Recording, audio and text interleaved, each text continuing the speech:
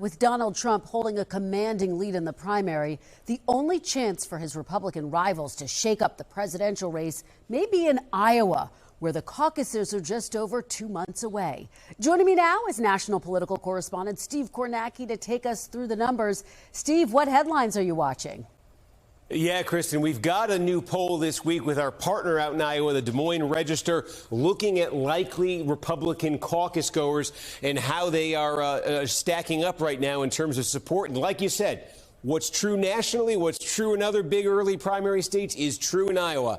An enormous lead for Donald Trump, far better than 2-1 over his nearest rival, or I should say rivals, because that is the other headline in this poll. Nikki Haley has moved into a tie in Iowa with Ron DeSantis. Some upward movement for Haley, but again, both of them light years behind Donald Trump, who continues to dominate out there. And we've got some new numbers we can share with you this morning that I think will help explain what goes into Trump's dominance and what goes into that rise we're seeing with Nikki Haley. So we asked Republicans in Iowa, what's extremely important to you? Extremely important to you in a candidate. And you can see here, nearly 3 out of 4 said the ability to beat Joe Biden. Electability is extremely important. Nothing else, no other trait, no other characteristic in a candidate came that close. We can show you how some of the others stacked up there. These are the other traits we asked about. But so how about those voters who say electability is extremely important? How are they breaking in Iowa? Well, you can see it right here. They are breaking heavily for the former president, Donald Trump. And remember,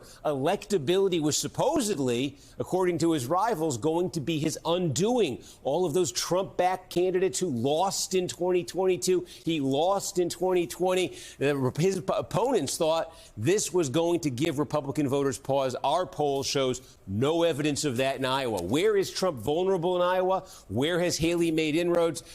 People who say a candidate who can work with the opposing party is extremely important to them. It's a smaller number than the electability sample, but it's a significant number nonetheless. And you see Trump leads with them. But look at that. Nikki Haley is within 10 points of Donald Trump.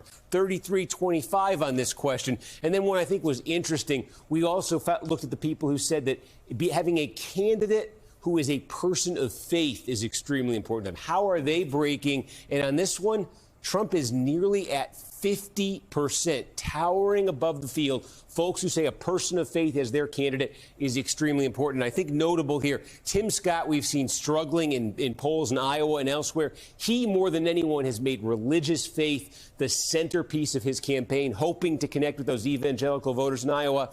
Doesn't seem to be connecting with the voters on this question, and I think that explains a big part of his struggles in Iowa and elsewhere, Kristen.